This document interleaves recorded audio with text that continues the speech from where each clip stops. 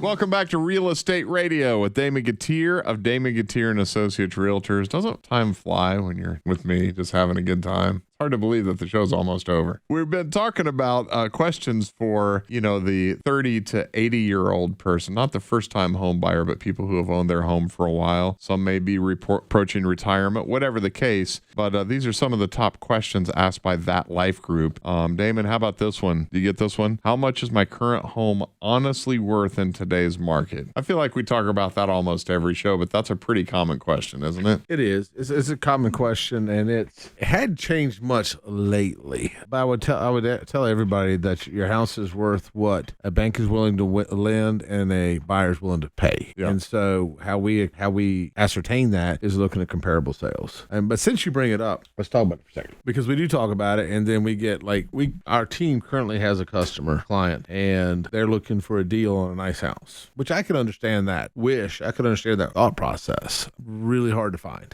Yeah, just deals in general right now. Deals in general are hard to find, okay? Deals on nice houses are kind of impossible to find. And so, they're looking at houses. They're going to sell with or without you. Yeah, they're looking for houses in the $500,000 to $600,000 range, and they're making offers that are 90 to 150 off. And they're somewhat offended that they're not getting counter offers and somewhat offended that they're not getting contracts. Nobody's going to buy it. Number one, if it's $500,000 house and it's in good condition and they're selling it for 150 off, I'm buying it. Yeah. And about 50 other investors in town are buying it. But that doesn't happen in the real world. It doesn't happen in the real world. The only way that would happen is if we were in a buyer's market where we have abundance of listings and no buyers. Yeah, abundance of listings and no buyers. And then you have a lot of inventory sitting, but it's not happening in this market. And so don't set yourself up for failure. Like if that's what you really want to do, probably shouldn't even be in the market because you're not going to get a deal on a nice house. Yeah. If there are deals, you would know about them just because you've got the database to kind of prove it. Yeah. I've got the database, but there's 1,400 realtors here. I'd say about 100, 150, maybe 200 are hardcore. They're going to spot that deal before you do. Yeah. They just are. And they probably have access to that deal before anybody else. They have access to it before you do. It's going to get sopped up. That's one of the benefits of being in the business. Yeah. That deal is not going to hit the street. So the moral of the story is you can ask for a good, hey, do you have any good deals? But we're going to give you the best deal we can get you, but you got to manage those expectations. You do. So this is what I would say. If you're going to, and there's two different things when you're buying a house to invest and buying a house to live in. Two different things. You buy a house to invest, you look at the numbers. It's number driven. Okay. And so it's not going to be in the best shape. It's not going to be in the best condition. And you pay for it accordingly, and then you put money into it to accommodate and bring it up to a standard. If you're buying a house to live in, somebody told me this a long time ago, and it's just stuck with me. It's just find a house you like and pay for it like you like it, but don't find a house you like and then pay for it like you hate it, because you're not going to get it. Yeah. And like you're setting yourself up for failure. And then some people are so numbers driven that they want a certain amount off list no matter what. And they'll put offers on houses they don't like, but they'll make an offer so what's going to happen if you get it? Like if you accidentally get it, what are you going to do? Because you don't like the house. And so, find a house you like and pay for it like you like it. I'm not saying overpay. I'm saying find a house you like and pay for it like you like it. Yeah, I think we, this was a different time when you sold us the house that we're in now. But what we bought it for and what it's worth now, it's almost doubled in price. They're going to appreciate. They should appreciate. And everybody's heard since before I was born, it's location, location, location. And so you buy a house in the right location and it should appreciate, it's just people looking for deals wrong time.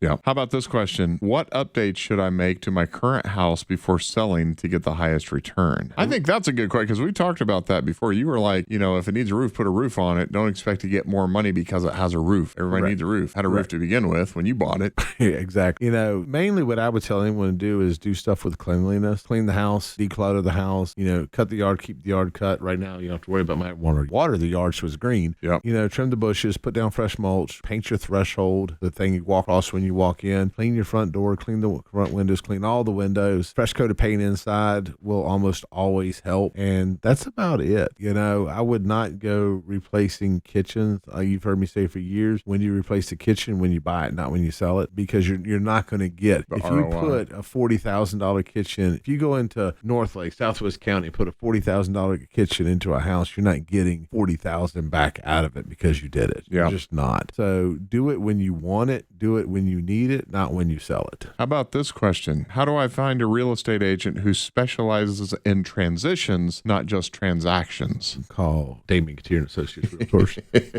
Pretty quick and to the point, pretty concise. Yep. Because your people are trained for any situation. They are trained, but we also, I harp on them. We train every week, but every Tuesday we have a sales meeting. And every sales meeting, virtually every sales meeting, we go over the fact that people don't care how much you know until they know how much you care. Like, if you don't care about the person you're doing business with, get out of the business. Like you and I had a conversation months ago, and you were talking about maybe you should get your real estate license. You say, sell houses on the side. And I told you, I'm like, if you don't, why would you do it? You say to make money. I'm like, bad reason. Yeah, wrong reason to get in. Yeah, wrong reason. The reason you should get in is because you want to help people. And if you help enough people get what they want, then you'll get what you want. I've changed my stance on that. Now I want to get my real estate license and come to work for you to help people. Then you should get your real estate license. I'm okay with the byproduct. It should be. I know. Anything I know you're serious. Anything you're good at that you help people, you should get paid. I'm not saying you should get paid all the money off one person. Nobody should screw somebody over, but if you make money, like I've got agents that make really good money and they help a lot of people. And so they should make money. I got one last question here, dude. It says, if I upsize to my dream home, what's my long-term exit strategy? And there's more here. It says, for those buying a larger, more luxurious estate later in life, they're thinking about legacy. They want to know how the property fits into their estate planning trust and how easy it'll be for their heirs to manage or sell down the road. What would you advise those people? Brian? Oh, yeah. This is what I would say. I would say control what you can control. Most fortunes, I think, are lost in the first generation after. It's unfortunate, but it's true. Because the next generation doesn't know how to manage money or manage property like you do? Or? They don't know how to manage it. They don't appreciate it. They didn't build it.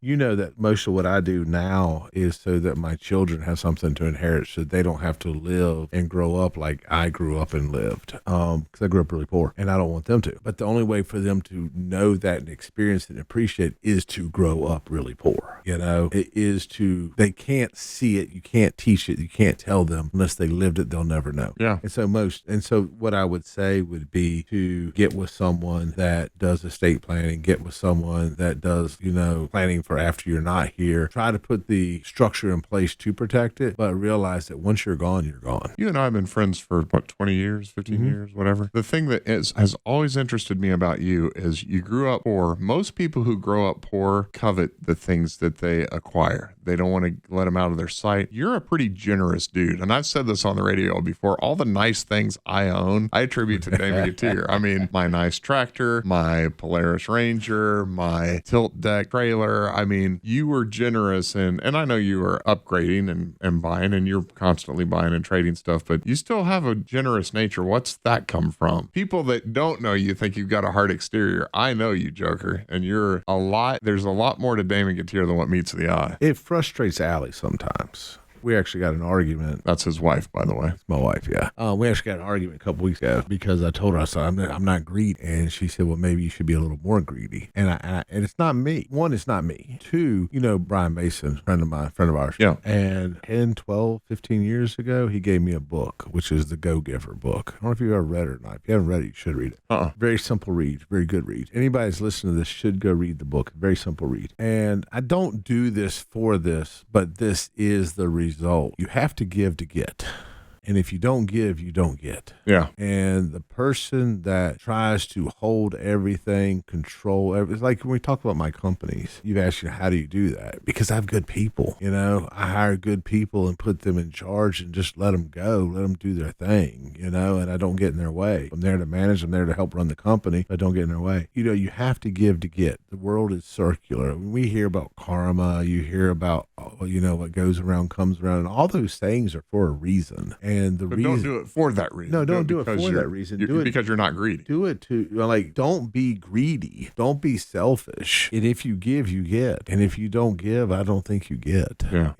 And so that's always been who I am. And I just don't want to change that part of me. Peeling back that onion, man. Damon Gettier. I highly recommend you do your business with Damon Gettier. Wouldn't think of using anyone else for anything real estate related. Go to listwithdamon.com for the number. That's listwithdamon, DAMON.com.